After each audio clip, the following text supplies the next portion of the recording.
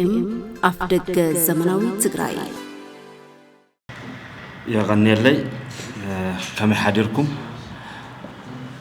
دمون كمتي استلمدا هذا ناي ودنا ترنا تجراي مجلسي صاوعي تخويركم وزي استرخوكم كلهم سمويا ميدياتاتن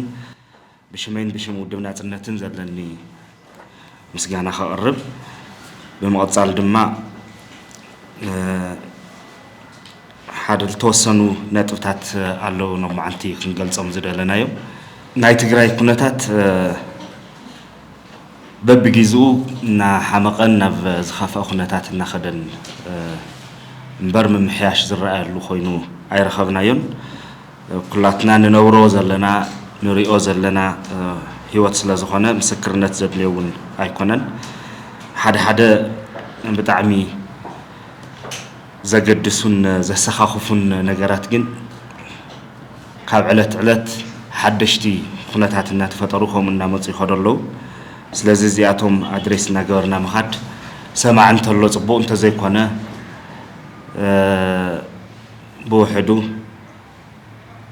تبدينا ناترد إن نجور زلنا نفلتنا يوم تخفي زلنا مخنون مرعي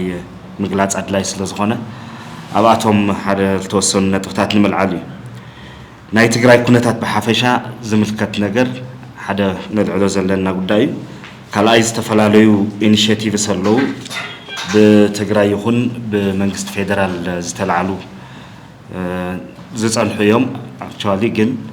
حزز اللو لبركي دما خنريهم زلنا نجرات علو باورو أبزين مسارة جرناينا لما عنتي مجلس خنه تجراي كاب ناي بريتوريا اسم معنات نز زلوا خناتات نتحرينا ناي تجراي وانا فتناتات كوينهم زلوا كافتهم قداماويان تتصابعتي نلعلي ناي وشتي حماقناي تناي وشت حماقنا دما بمسرة هونت تي عب سلطان زلوا حيلي زفاتروم تأجمات يوم نيروم توحد أو طرح تخرج جركا على سمجواري كال نيروخهم من داجورناون مزيناينا عم فتكال سنا نافتنا وشتي ناي بوليتيكا ودكت لزخونة عم فتكال سناون ناوشتي مليسنا بوشتي مسطة عم فترنا ناي دقة تعوقات ممكات نخللو عدل كنفترينا زبلي نيرو لو متجرايكم أطرح زي كونت زلا بفلاي تبيهراو قالسي عم فتو سحيتو زجبت زي ولو زتحز زي ولو خوينو خمس حزي فحبتن كبل ويوشت أو فرسات خجت منا لعلتهم ناي قدام تزعبات النبلهم تناي تجارو قالسي بعلو نبعلو زتف قالسي خوينو إلى رخيبنا يزلنا مالتي كاوشتي أتفرس زلا كاوشت نخد فرس دماء مخنياتات مزبزاب زكال كنت خونه توم حيلتات جن أفتو جزائي يزبل ودب مرحي يزبل ودب زلوا تجمعات طرح زي كونس ولفتنا يدم بتقاومه زلوا حماقون عزي مسكفي نحونا يمتصلوا ودبات بب معلتو ببليتو نبغى على زحدر الخناتات مهلا وطرح يكونن ودبات بزح انت هاللينون زي ما تجمع نيرو نجرجن علامة مسرت زجاجر ودادبان فتاة زي كونا زلوا بمسرت هونت ناي تجراي بهرتين نت نمقور راس ويت بهر أو قالسي ملكو عن متفائل فركسكس كبل بزجبرن من جدي يفتروا مهلاهم مدما بدحريهم كالي حالي زلهم خوينهم كتريهم كلها عزي مسكف خوين الله مالتي سو تجراي بتجارو ناي مفراس بروجكت ناي قداماويان دليت كوانت خونه ناي قداماويان تصابعتي دليت كوانت خونه تتغراواي جن باغباو كغنزو كنقحلو كردون كتنققلن زغبو خناتات نحلوا وانا متقعتي مدخرتي خوينو زركب زل خوينا نركب زلناون بعلنا عبدن بتقاومو زلنا تجارو مخنا عزي مسكفي محزن خوينا الله مالتي سلازي زي زملكت مستي ناي إثيوبيا إنيشيتيف ستحيزنا نوقعو وقع خلينا باوروخ نحزو زلنا جن ናይ ትግራይ ብሄራዊ ቃልሲ ኣብ ከቢድ ሓደጋ ወዲቑ ከም ዘሎ እዩ ናይ ናጽነት ቃልሲ ኣብ ሓደጋ ወዲቑ እዩ ናይ ናጽነት ቃልሲ ሓደጋ ወዲቑ ጥራሕ ኣይኮነን ባዕሉቱ ብሄራዊ ቃልሲ ናጽነት ዲ ከምጽእ ዋላስ ዝሐሸ ኦቶኖሚ ሃሊዋ ኣብ ዘላት ክትጸንሕ እሱ ናይ ህዝቢ ውሳነ ኮይኑ ብመሰረቱ ብህዝቢ ዝውሰን ውሳነ ኮይኑ ግን ድማ እቲ ናይ ብሄር ልበሃል ቃልሲ ክቆራረስ ትሕቲ ትግራይ ዝዕንብቡ ነገራት ንትግራይ ዘፍርሱ ምዃኖም ይፍለጥ እዩ ከም ውድብ ናጽነት ካብ ነዊሕ ግዜ ጀሚርና ልዕልን ትሕትን ትግራይ ዝግበር ብሄራዊ ቃልሲ ዝበሃል የለን ዝብል ኣምር ሒዝና ኢና ንቃለስ ነርና ግን ኣብ ትሕቲ ትግራይ ምውዳብ ጀሚሮም ብኣውርኡ ድማ ነቱ ናይ ትግራይ ብሄርተኝነት እናወቃዕኻ ንኢትዮጵያ ዝግበር ኮሸምሸም በዚሕሎ ማለት እዩ ኢትዮጵያ ዓድናስ ክንብላ ዋላ ጆኖሳይድ ዝፈጸመት ዓዲስ ክንብላ ብእውነ ንገብሮ ነገር እንተዝኸውን ኣይምኸፍአን ግን ናይ ተቃውሞ ፖለቲካ ናይ በተኹ ፖለቲካ ይኮይኑ ኣብዚ ሕዚ ሰዓት ምስ ዝኾነ ኣካል ዘሎ ሕርቃን ንዕኡ ሕርቃንካ ንምውፃእ ክበሃል ኢትዮጵያ ዝፈጸመቶም ነገራት ኣቃሊልካ ምርኣይን ኣቃሊልካ ምርኣይ ጥራሕ ኣይኮነን ምሕጻብ ጠቕሊልካ ገበናታ ምሕጻብ እሞ ድማ ዝተፈላለዩ ጊዜያት ንሰምዖ ንርድኦ ንሪኦ ጉዳይ ናይ ትግራይ ኩናት ናይ ጀኖሳይድ ኩናት ዘይኮነስ ትሕቲ ናይ ወለጋ ኩናት እዩ እንትበሃል እኳ ክንነቅሕ እንተዘይክኢልና ተመዛበልቲ ኣብ ኬንዳ እናረገፉ ተመዛበልቲ ዝተኣከበ ሓደ ቅዱሳት ዝኣከብዎ ምኽንያት ፈጢርካ እናመንጠልካ ክንነቅሕ እንተዘይክኢልና ዝኾነ ዓይነት ብሄራዊ ኣጀንዳ ከይህሊ ዝስራሕ ስራሕቲ ካንቅሕና እንድሕር ዘይክኢሉ ምስ ኢትዮጵያ ዝህልወና ኢንጌጅመንት ብእውነ ንገብሮ ዘለና ኢንጌጅመንት ኣይኮነን ማለት እዩ ኣይንራኸበ ይበሃልን ምክንያቱ ክንራኸብ ዘገድደና ነገር ስለ ዘሎ ሕጊ ኣሎ ናይ ፕሪቶሪያ ስምምዕነት እውን ኣሎ ሕገ መንግስትን ብናይ ፕሪቶሪያ ስምምዕነትን መሰረት ይበኣውሩ ምስ ኢትዮጵያ ክህልየና ዝኽእል ርክብ ክንቃንዮ ዝግበአና ሓቋፊ ጊዜያዊ ምምሕዳር ብምትካል ናይ ፕሪቶሪያ ስምምዕነት ብምሉእነት ክፍጸም ምግባር ሓደ ጉዳይ እዩ ዓበይቲ መሰረታዊ ሕገ መንግስታዊ ሕቶታት ክምለሱ ኮይኖም ድማ ግን ቶም ሕገ መንግስታዊ ጉዳያት ብኣናእሽተይ ኮሚቴታት እናጣየሽካ ዝምለሱ ዘይኮኑ ወይቲ ትግራይ ወኪል ኣብ ዘይብላ ሰዓት ብፖለቲካ ውዳበታት ወይ ብሽማግለታት ኣቢልካ ክፍታሕ ዝግበር ዝኽየድ ፃዕሪ ኣዝዩ ሓደገኛ እዩ ግን ኣብ ኩሉ ትሪኦ ሕወሓትን ካብ ሕወሓት ዝተፈንጨሉ ሓይልታትን ኩሎም ንኢትዮጵያ ዘለዎም ባህጊ ብዝተፈላለየ መንገዲ ዋላ ይግለጽዎ ኣብ ኢትዮጵያ ዘለዎም ምትእስሳር ነቲ ናይ ትግራይ ካልእ ተተረፈ ነቲ ዝተኸፈለ መስዋዕትነት ዲስክሬዲት ዝገብር እዩ ንዕኡ ዘዋርድ ንዕኡ ዝሕስር ቦታ ዘይህብ ጥልመት ብዝብል ደረጃ ክግለጽ ዝኽእል ጉዳይ ማለት እዩ ኢትዮጵያ ብጽልኣት ጥራሕ ኣይኮና ጽልኢ ስለ ዘለና ኣይኮናን ኢትዮጵያ ሃገርና ኣይኮነትን ንብል እንተጸላእናዮ እውን ዘየጽልእ ተገበረን ብወገና ከም ውልቀብ ከም ደጀን እውን ንኢትዮጵያ ክፈቱ ዝገብር ጽንቃቅ ምኽንያት የለን ጽንቃቅ ምኽንያት ይብልናን ንኢትዮጵያ ክንፈቱ ዝገብር ጠቢርና ኢትዮጵያውያን ኢና ክንብል ዝደፍአና ግን ዓርሰ ጽልኣት ዓርስኻ ዘይምፍላጥ ዓርሰ ምትሓት እዩ ካብኡ ዝብገስ ካልእ ክኾነ ይኽእል ተዓዲ ስርዓት ዘለዎ ሕገ መንግስቲ ዘለዎ ዓዲ እዩ ብሕገ መንግስታዊ መንገዲ ክፈትሖም ዝኽእል ነገራት እናኣወጀ ካብ ታሪክ ካብ ሕልና ካብ መዋቕራዊ ስፍራ ክሕከኹን ክጠፍኡን ኣለዎም ተጋሩ ኢሉ ብዕሊ ኣብ ሚድያ ኣዊጁ ኣብያተ ክርስቲያናቱ ሒዙ መሳጊዳቱ ሒዙ ሸኻቱን ጳጳሳቱን ሒዙ መስቀሉን ገሉን ኣምሪሑ ጀኖሳይድ ክፍጽም ወፊሩ ዝመፀ ሓይሊ ዓለም ኩሉ ኣዋዲዱ ዝመፀ ሓይልን ስርዓትን ኣቀባጢርና ሃገርና ክንብል ዝገብር ምኽንያት የለን እንተጸላእና ምኽንያታዊ ምጽላእና እንተጸሊእና ያውን ምኽንያታዊ ነገር ግን ፖለቲካዊ ፕሮጀክትና ካብ ጽላእት ናይ ኢትዮጵያ ዝብገስ ዘይኮነስ ምኽንያታዊ ዝትንተን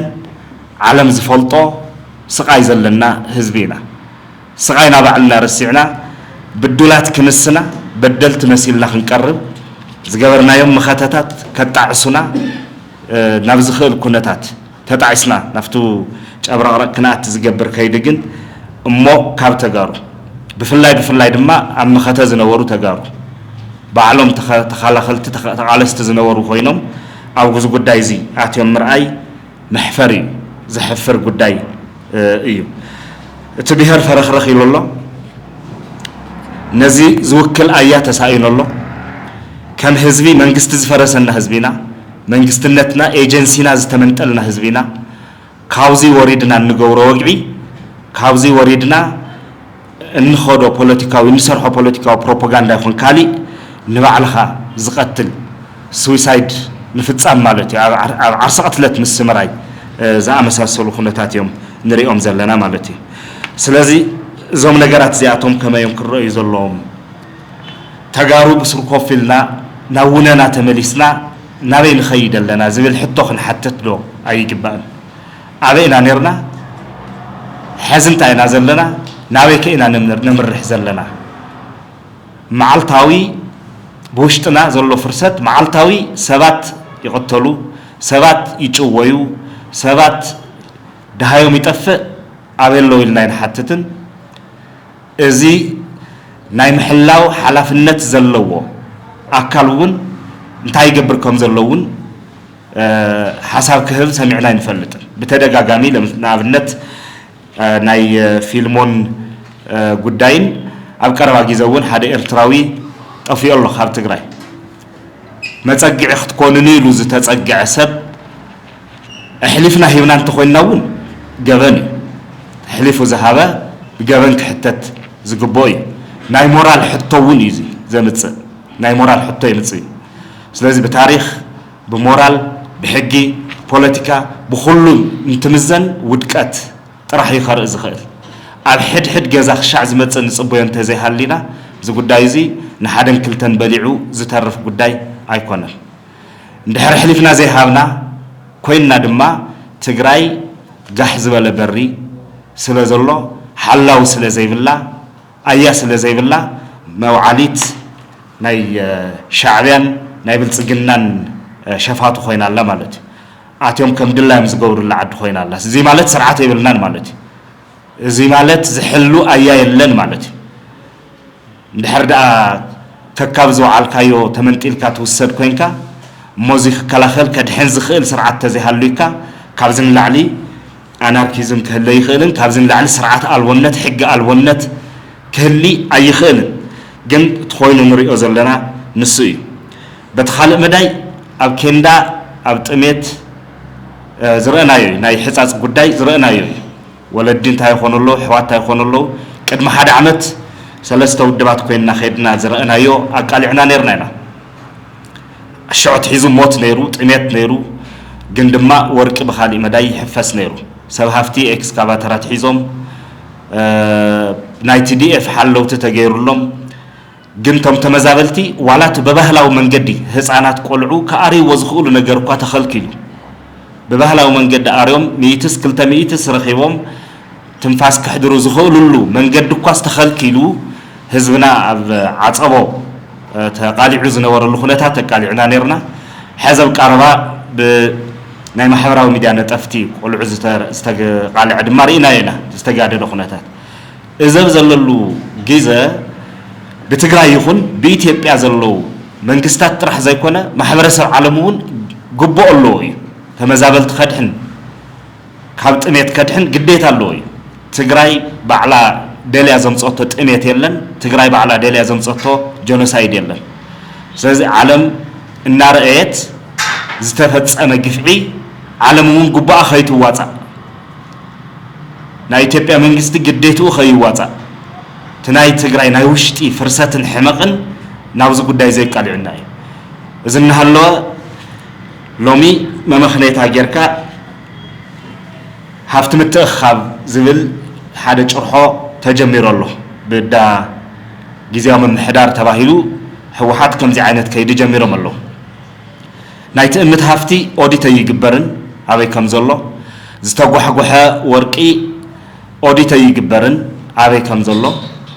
ከም ናይ መኸተ ተባሂሉ ዝተኣከበ ገንዘብ አበየሎ ኦዲት የተገበረን አይግበርን አይላዓልን መሬት በብጊዜኡ ይሽንሸነሎ ማለት ለህዝብ ዘይኮነ ይወረረሎ ማለት መሬት ይወረረሎ እዚ ኦዲት ይግበርን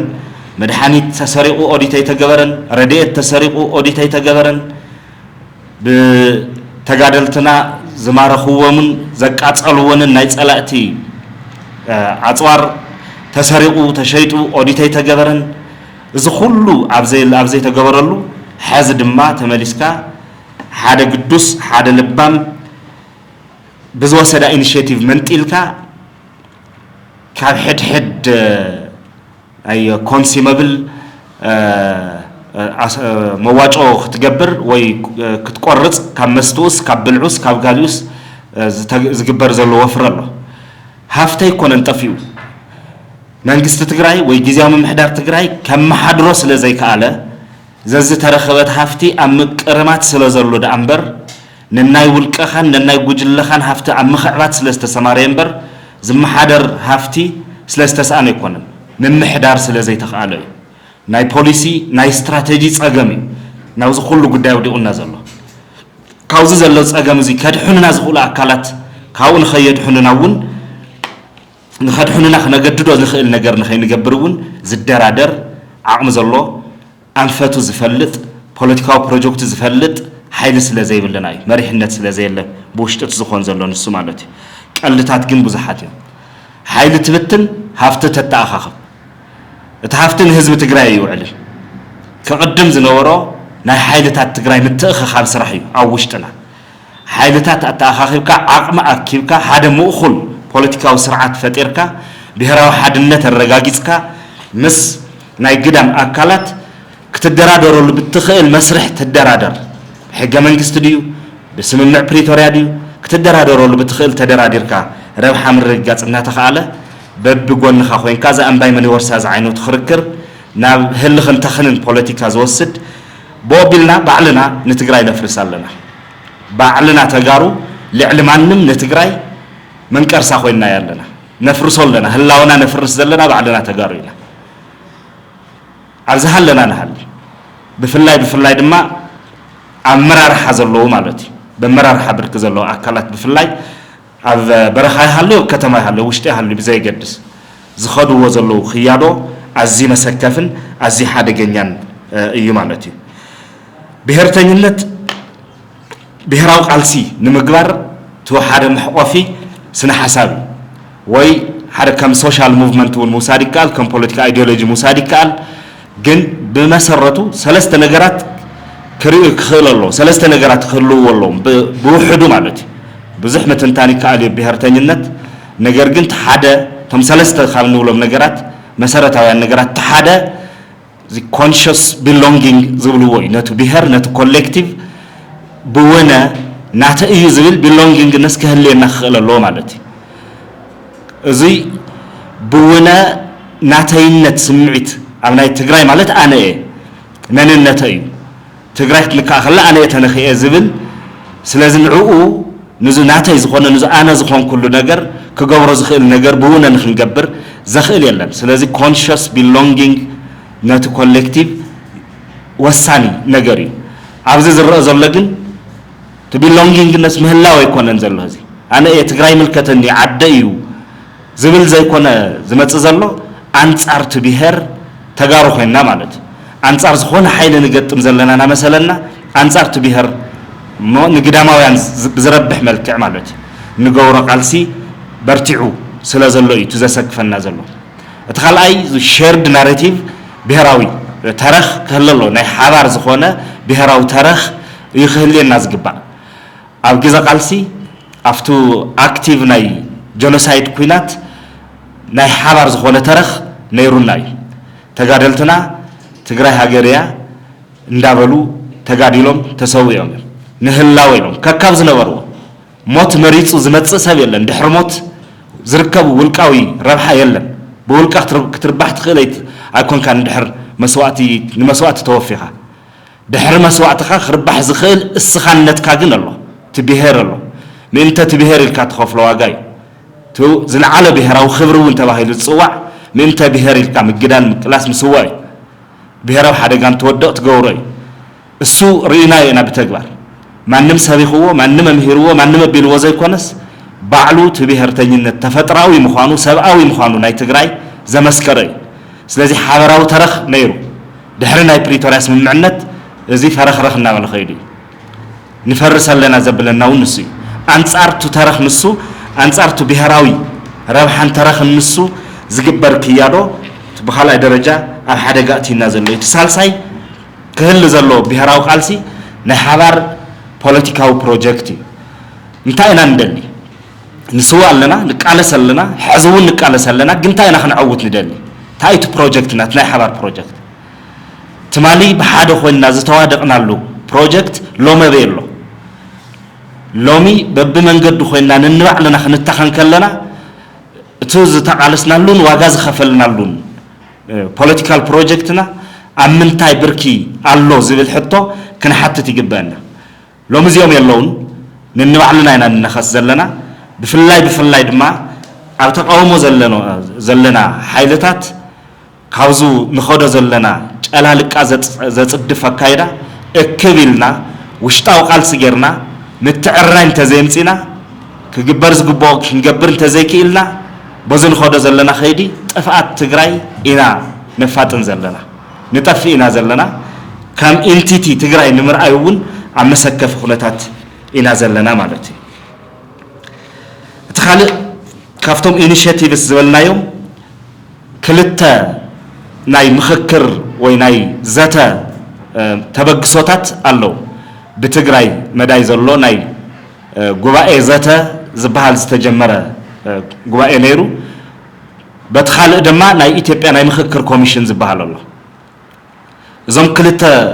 መድረኻት እዚኣቶም ናይ ዘተን ምኽክርን መድረኻት እዮም ክልቲኦም ግን ነፂልካ ምርኣይ ኣገዳሲ እዩ ዓባና ዝረአ ዘሎ ምትሕውዋስ ኣሎ ምትሕውዋስ ጥራሕ ዘይኮነ ኣብ ገለገሊኡ ነቲ ናይ ትግራይ ናይ ዘተ ተበግሶ ኣቆናፂብካ ነቲ ናይ ኢትዮጵያ ናይ ምኽክር ኮሚሽን ጭራ ምዝራግ ዝመስል ነገር ግን ኣሎ ኩሎም ናይ ዘተ መድረኻት እዮም ብትሕዝቶኦም ብሕጋዊ መሰረቶም ብኤክስፔክትድ ኣውትካም ናይዞም ዘተታት እዚኣቶም ተገምጊሞም ኣይኮነን መርገፂ ዝተሓዝ ዘሎ ኣብ ኩሉ ስኸፍታ ክህልየና እዩ ብዝኾነ ይኹን መንገዲ ድማ ዘተ እምቢ ይበሃልን ዘተ የድልን ኣይበሃልን ነገር ግን ቀዳምነት ክወሃቦ ዝግብኦ መን እዩ ኣብዚ ዘተ እዚ እንታይ ክንዕውት ይግባእ መንከ ኣበየናይ ናይ ዘተ መድረኽ ናይ ምስታፍ ሞራላዊ ቅቡልነት ሕጋዊ ቅቡልነት ኣለዎ ዝብሉ ሕቶታት ተሓቲቶም ክንሳተፍን ዘይክንሳተፍን ክንውስነ ዝግበአና እናሃለወ ሕዚ እውን ዝገንሐና ዘሎ ትህልኽ እቲ ናይ በተኹ ፖለቲካ ስለ ዝኾነ ሓዋዊስና ንሪኦ ኣለና ኣብ ክልቲኡ ጥዑይ ዘይኮነ ኣካይዳ ኣሎ ማለት እዩ በትና ትግራይ ንጀምር እንተኢልና ጉባኤ ዘተ ብሕጊ ዝተጣየሸ ጉባኤ ዘተ ኣሎ እዚ ጉባኤ ዘተ እዚ ከም ውድብ ናጽነት ካልኦት ውድባት እውን ብፍላይ ድሕሪ ናይ ፕሪቶርያ ስምምዕነት ኣውራ ኣጀንዳ ኮይኑ ዝወፀ ሓሳብ እዩ ፖሊሲ 00 ኢልና ክንመፅእ ከለና ዘተ ጌርና ብፖሊሲ 00 ሽግግር ክንፈጥር እዩ ነይሩ ትኸይዲ ማንም ግዳይ ዘይኾነሉ ሕሉፍ ዓፂና ፅባሕ ጥራሕ ንሪእየሉ ብሄር ነድሕነሉ ኣሳዳድን ተሳዳድን ዘይብሉ ኮይኑ ክዛዘም ብሄር ድማ ናፍቲ ዝሓሸ ብርኪ ክሓልፍ እዩ ነይሩ ካልኦት ውድባት እውን ዘተ ብተደጋጋሚ ፀዊዖም እዮም ዘተ ግን ክፍፅሞ ዝኽእል ናይ ሕጊ ማዕቀፍ ኣውፂኡ ክፍፅም ዝኽእል መንግስቲ ስልጣን ዘለዎ ኣካል እዩ መንግስቲ ይኹን ጊዜያዊ ምሕዳር ይኹን whoever ግን ሕጊ ኣውፂኡ ክፈፅም ዝግብኦ ኣብ ስልጣን ዘሎ ኣካል እዩ ድሕሪ ብዙሕ ውፃእ ውረድ ናይ ትግራይ ጊዜያዊ ምሕዳር ብጀነራል ታደሰ ወረደ ዝምራሕ ናይ ዘተ ጉባኤ ብሕጊ ኣጣይሸየ ኢሉ እዩ እቲ ጉባኤ ንሱ ብዙሕ ፀገማት ኣለዎ እቶም ፀገማት ሓደ ናይ ኣፈጣጥራ ፀገም ኣሎ ኣብ ፕሮሲጀሩ ፀገም ኣሎ ናይ ሓቋፍነት ፀገም ኣሎ ናይ ተፀዋዕነት ፀገም ኣሎ ናይ ዕላማ ፀገም ኣሎ ግልጽ ገይሩ ሽግግር እናሓሰበ ዝተጣየሸ ኣይኮነን በሰነድ ደረጃ እንተሪእናዮ ማለት እዩ ነገር ግን أفتو زتا قبائي زتا زلو أبوتات كنا خبر سلاز قباء بمسارتون كنزاتا إنا خنشماغل إنا انتلناس أبوتات كاب يروساليم وي كاب فاتيكان وي كاب جرمن كنمت سلازين خل توم زلو أبوتات سلاز خون أبوتاتنا نتوم أبوتات كبر خنهب نساتهم زمرحوو قبائي زتا دماء كي خشف كي فشل على مؤخ عود سلاز قباء بزبل كنساتف أو كيدون تنتأممان النافت أرنخن كيد مخناتو قبائي زتا ناي سي كرايسس يقتيمو السو بزقرف من قدي إنها تساتفنا كنعود صبوق مرددا غيرنا نيرنا مستمفت قبائي زلو أبوتاتن كالو تحواتن مالتي أو كيدي تبتعمل مع انكفات زخونهم محنقو زخونهم نتهم أبالات تقبائي يخون نتي كيدي زتا تناي حوحات عنكفاي رولي حزبون فلما أي ساتفن بزبل كأتصيلون تساتفتي انت الأخ تقبائي نمجواي زخية رحقات نوح مخوانو مفرحون حاوسكا مالتي مفرحتون حاوسكا كمو سلازنا نغرا بتزد اللفتنة كخدي كالن جن حزون تسفين غرز حزون تسفى زين غرز اللو مخنيات كان عنا زلوا مبوتات كان عنا زلوا محوات تلو تخمت زدليو عبالات سلازلوا فتقوائي من ردداء سلازكا المساعتهم كابعتهم وصا خالي سبك نمتون سلازين خيل تسفى كي قرطنا تزقبأ لو تزمت ذاتا وشتاوي ذاتا خقبر ناي تقراي ذاتا ايزي ناي تقارو كاب إثيوبيا كاب كالي قداماويان حيلتات زناتها ناي وشتي ناي تقارو طرح ذاتا يخون زبل امنتي زلنا بو خيد ندلي ناي تقارو ذاتا خوينو ناي تقارو تكال مسمصا ببروسس كاو دما انستيتيوشن بمفتار ناي تقارو خوينو ناي تقارو تكال انستيتيوشن مسمصا تግራይ ዝውክላ بمرص ابيلا التقومز وكلا بهراو منجست مسحازتيا مس إثيوبيا اختزات تدخل عمناي إثيوبيا مخكر كوميشن تግራይ وكيلو كماخر زخل زتمرصا ناي تግራይ ليجيتيميت ليغال منجست دامبر مانم بوليتيكاو ودب مانم شماغله كاونه يخل تግራይ وكيلو خزات يخل كماخر يخل نبي إثيوبيا نولق وكيلو كغورو زخل نجر مسالي انت هنا حزون كم تمجمرع خجلتو زفتنكو بتحسطو عقن خول لهم زم اكلات ياتهم የኢትዮጵያ ምክክር ኮሚሽን ዝባሃል ተካል እንታይ ይዕላሙ بحجز ተጣየሸት ካል ይስውን ስለዚህ በትሕግዝ ተውሃው ማንዴት ታዩ ሕገ መንግስታዊ ጉዳያት ክርእዩ ዋላት ፌደራል ስርዓት ናይ ምስትኽኻል ምምኽኻርውን ክገብር እዩ ምኽሪ ሓሳባት ክእክብ እዩ ናይ ወሰን ናይ መንነት ሕቶታት ዝምልከቱ ክደህስስዩ ይደህስስዩ እዚኦም ከዓ ዓበይቲ ሕገ መንግስታዊ ሕቶታት እዮም ሕገ መንግስቲ ምምሕያሽ እውን ሓዊሱ ማለት እዩ ዘዘቲ በዚ ማንዴት ዝተገበረ ኣካል ዝኾነ ፖለቲካ ፓርቲ ናይ ኢትዮጵያ ሕገ መንግስቲ ኣብ ምምሕያሽ ንትግራይ ወኪሉ ክቐርብ نزخونه بهر أو تجري وكيل زي ولا بهر من قست زي ولا بهر تجري طرحه أبي تبيع كالوت زمرتهم يحمق يصدق بزي قدس زمرت نايم زولهم من قستات اللوه تم استمرت استوهال من قستات وكيلهم دلهم يقول ناي تبيع سرعات مستخال ويحق من قست من محياش ناي وصل يكون ناي من النت حطوتات مملاس زملكت جن أيكونن ببوليتيكا بارتتات ولاتو بعلو 4 كيلو زطاشه غيزاو ممحدارون نتግራይ كوكل زخيل قمنا يبلون قبولنت يبلون ولاتو غيزاو ممحدار تግራይ وكيلو كمخاخر ليجيتيميت ايكونن ايخيلن تግራይ فريسكا ابز فرسه زتخلكايو مسلني حسكا نعو تمخرو كالي طفاتي افزوم حق منغستاو نبلوم زلنا قدايات بحق منغستاو مسرح زملوسيوم ناي وسن حتى يكون ناي مننت حتى يكون ناي حق منغست ممحياش قداي يكون بحق منجستاو مسرح زملة سنبر بكوميشن زملة سيكون وي زفارسة كلل منجست زي بقول خلل زراي يقولون بزبل كيدي عود كاتو زخون أكلات أخاخي كا تماخير إيه زيجير إيه زبال تخكل يكون أنت راح يكون كمود الناس النت زكاي دازي ما قد سألتان أيتي تجري ناي متفق بروجكت يويل ناي نالوس ما قد سألتاي تأويجي يو جنوسايد تفتسمنا حازز جبرو زلو خيادوتات بناي بريتورياس من معنات كملوس زقبوه من كوميشن مملاس بحق منجستاو خيد كملوس زقبوه من كوميشن كوميتيتات مملاس زكاي دازي تخكل يكونن ليغالي تخكل يكونن مورالي اند بوليتيكال ون تخكل يكونن استغاغي كايدايو بونا زي نريو زلنا غدايو ناي تግራይ حيلتات بتحستو خنمرمرو يزغبنا زي بونا إنا خنريو زلنا سلازي ملو كنتصاق زغبوي ناي مخكر كوميشن زبحال كوميشن بوغن تግራይ نتግራይ وكيلو خصاتف زخيل زتمرصه قبولነት ዘለዎ መንግስት እስካዕ ዘየለ መምخخار እሞድማ ሕገ መንግስት ናይ መምሕያሽ መምخخار ወይ ናይ ወሰን ጉዳይ ናይ ምውሳን መምخخار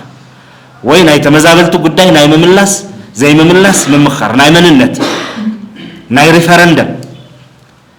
ከምዚኦም ዝኣመሰሉ ዓበይቲ ጉዳያት ክትመክር ተኾይና ትግራይ መንግስት ክህል ያለው ዝተመረፀ መንግስት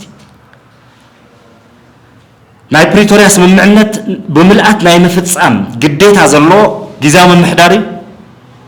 مز جزاو من محدارو زي مزراب زكال بزعما ناي بريتورياس من معنات بريتورياس من معنات دما زلو عبيتي مانديتات ناي جزاو من محدار اتسم معنات مفتصام تمزام لاي مملاس نمرص امشغاري سلامن صطتان مخباري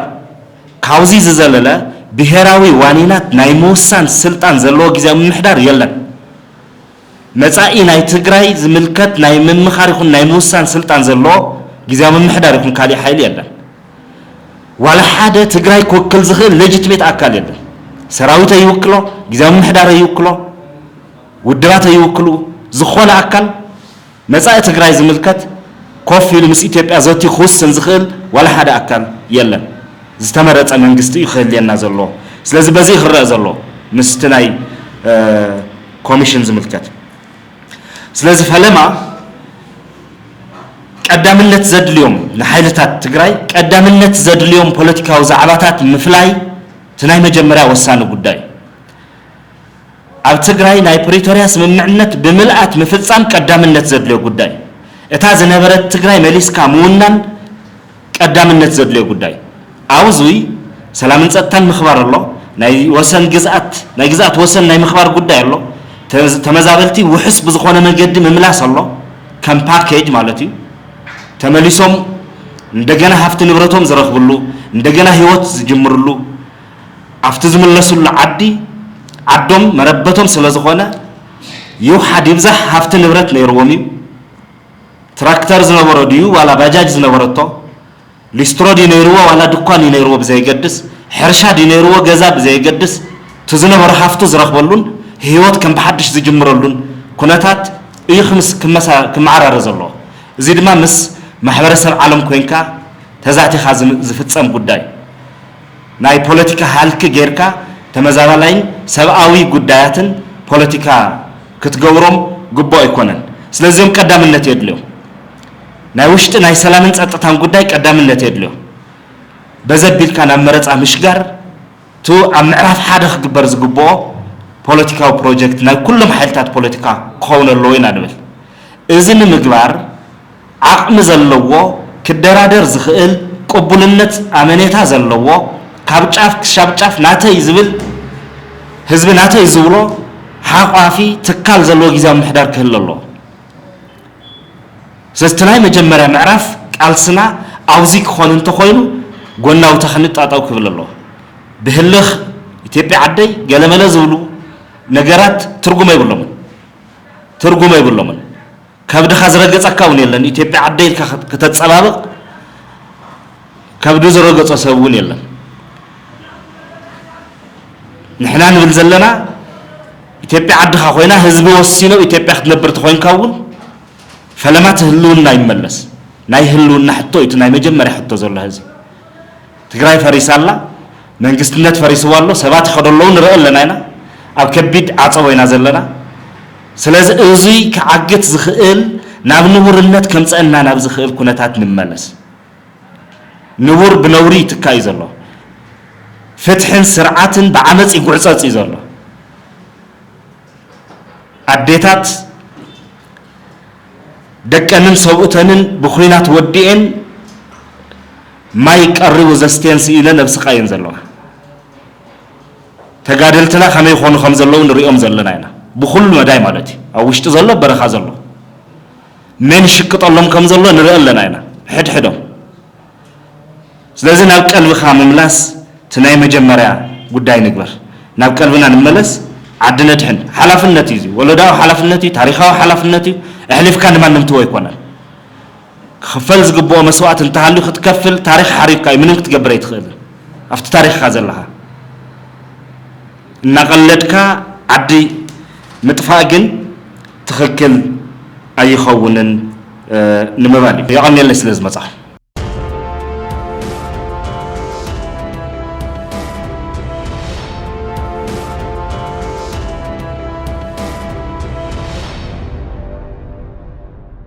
TPM أفدق زمناوي تقرأي